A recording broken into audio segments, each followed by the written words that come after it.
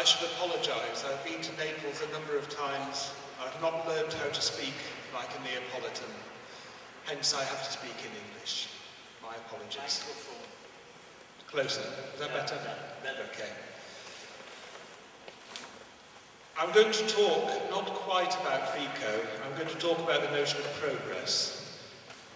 My starting point is that current discussions of artificial intelligence and robotics suggest to me the importance of reconsidering the idea of progress.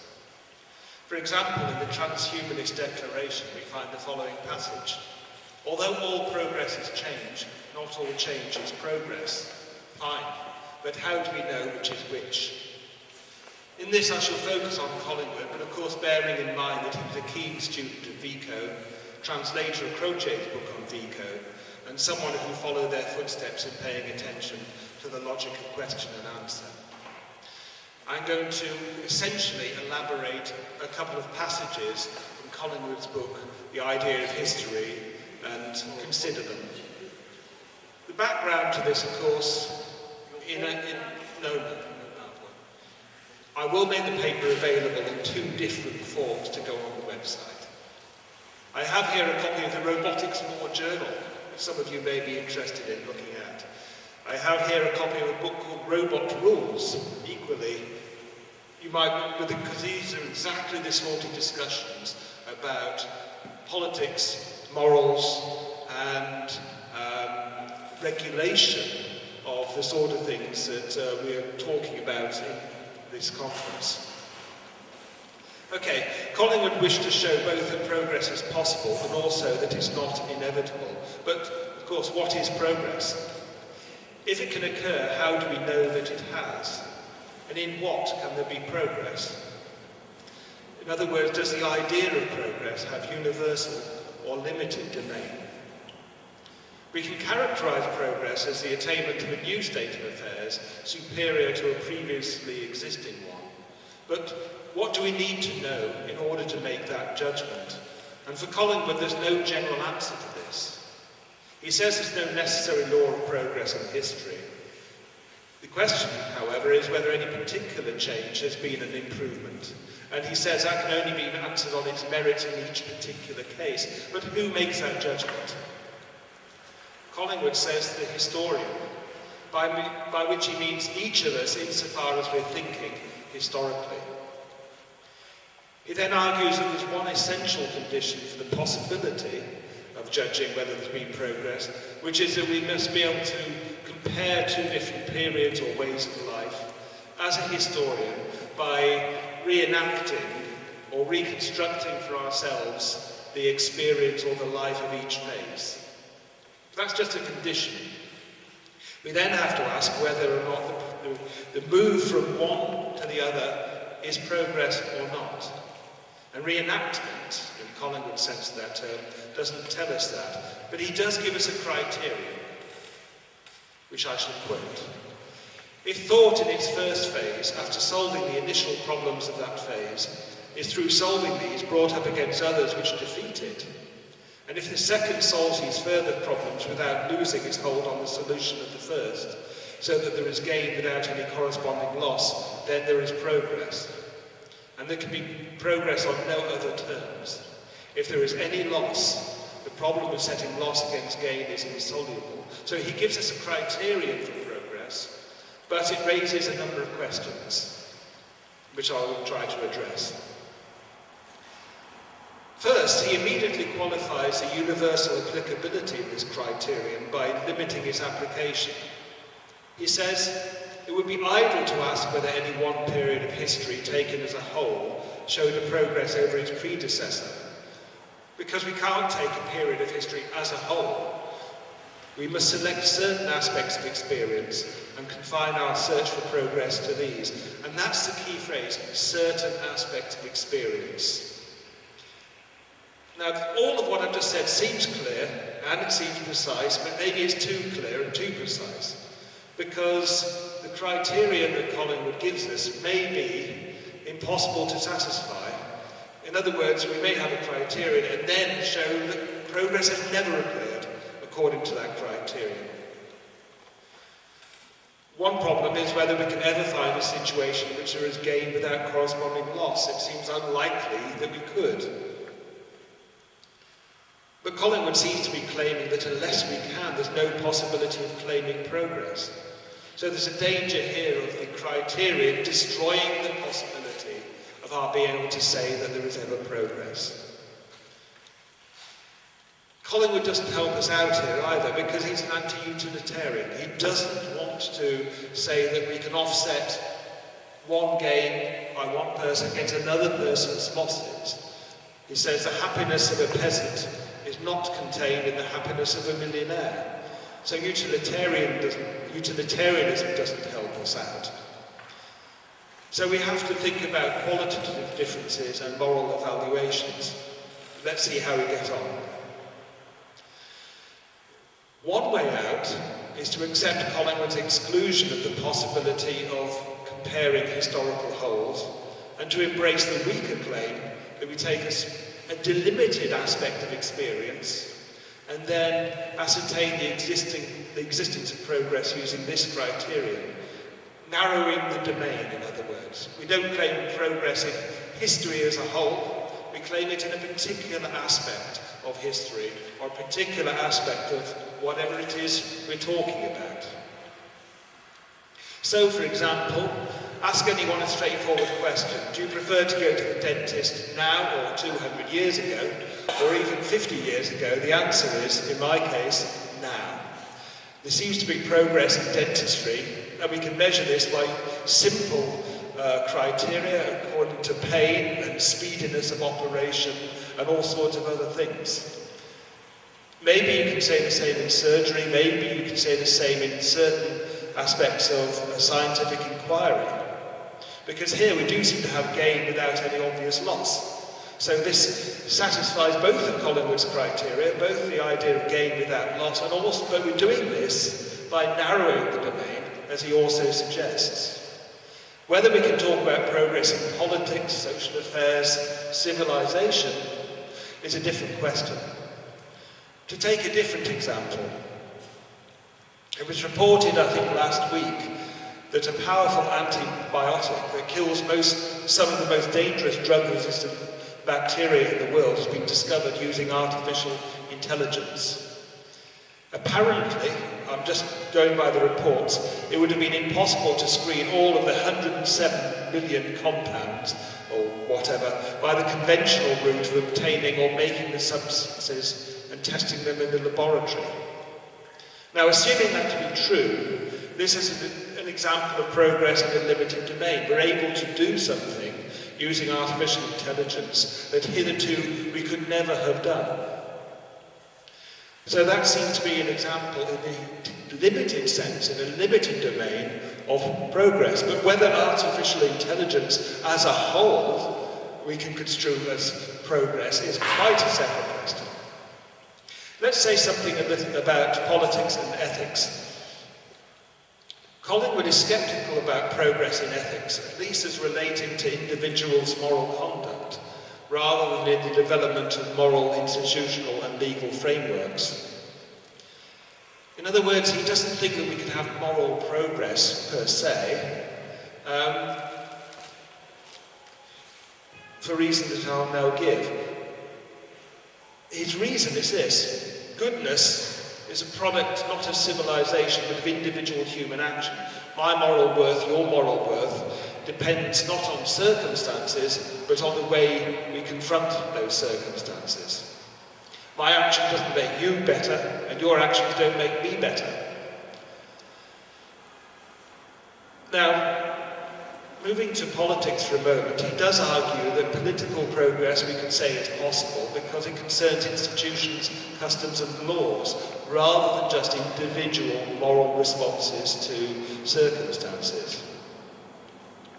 So that in law, for example, in developing the law about artificial intelligence, we can come up with what he calls systems more supple, adaptable, responsive, than the systems of the past. So whether that's a system of law or a political system, this would apply. Now, Sorry, I'm hesitating slightly because I'm going to leave a chunk out. The key thing here is that progress can be construed as the adequacy of the new state of affairs in solving problems while retaining its hold on previous solutions. And that seems to fit his criterion. So, for example, if we stick with politics, we might be able to say that a new constitutional settlement or whatever is progress by comparison with the previous one. But again, Collingwood wants to say, be careful. Don't think of political progress as the same as moral progress. If by morality we mean goodness, and by goodness we mean what I or you as an individual agent does, then this cannot be given to us by the society in which we live. That society might help us to become moral, but it cannot stand in for our own actions. So to quote, Collingwood says, "It was a good act to abolish slavery, but the men who were born into a slaveless world are not automatically made good men by that fact. All it can do for them is to confront them with moral problems of a new kind." 19th century believers in progress, and it continues, thought that external circumstances, by being better, made man better. You might as well say that we are better soldiers than Napoleon because our guns have a longer range, or better musicians than Bach because our orchestras are larger. And you can extend that comparison to our scientific and other abilities. In other words, the fact that we have bigger, better guns, bigger, better orchestras, or bigger and better ways of dealing with the human mind or artificial intelligence or any other scientific aspect of the world does not mean that we have morally improved as a species.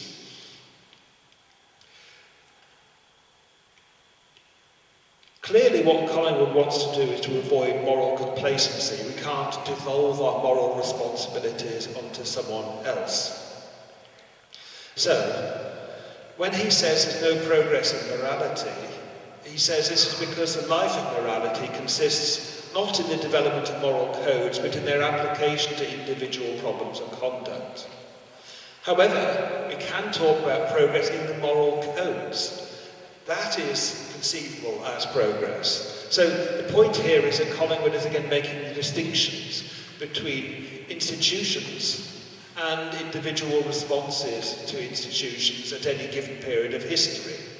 So there can be a development of moral codes, but as he said earlier, just because I'm born into a slaveless world, it doesn't make me good, it just means I inherit something which other people have done, which is a good act for them to do.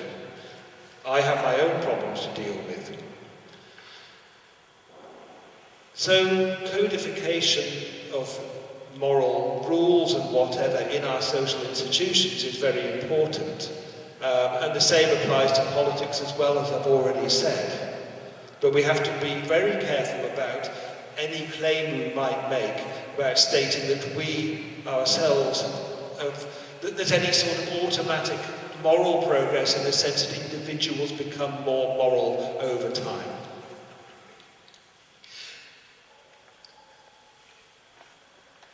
So, we might conclude that there's progress in institutions and in political and ethical conceptions.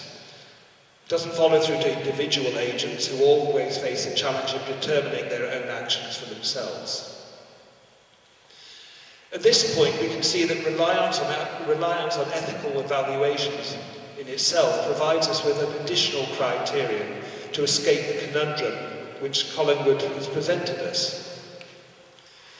Because what Collingwood is doing here is to give us a way of distinguishing gains and losses independent of mere feeling or loss of wealth, property or privilege. For example, if we can say that something such as slavery are morally bad, that is so even if slavery enables certain individuals to enjoy certain privileges. The slave owner is going to feel aggrieved if their slaves are taken away from them. Some people in the United States of America, in the South, still seem to feel aggrieved by this. But that doesn't mean we should be concerned about their feelings in this respect. In other words, we are not entitled to count the losses of slave owners against the gains made by the free slaves, because the slave owners already possessed liberty and have not lost their liberty, and what they have lost is, in moral terms, negligible. So, we're entitled to discount losses which have no moral weight, such as the feelings of slave owners, but we have to account for losses which are morally substantive. So here we may be able to argue that we can have gain without loss, even though it might appear, of course, that the slave owners have lost something. Yes, they've lost their slaves, but you can't count that as a morally significant loss on their part. So that here we can have progress in, first of all, making the first order moral judgment that slavery is wrong. And of course there is then progress in acting on that judgment. But as I said earlier, those who inherit a slave-free world are not made individually good by the fact that they have done so. My conclusion. For Collingwood, progress is a relational and particular concept, intelligible only in particular and well-definable circumstances. Hence, unqualified talk of progress is vacuous.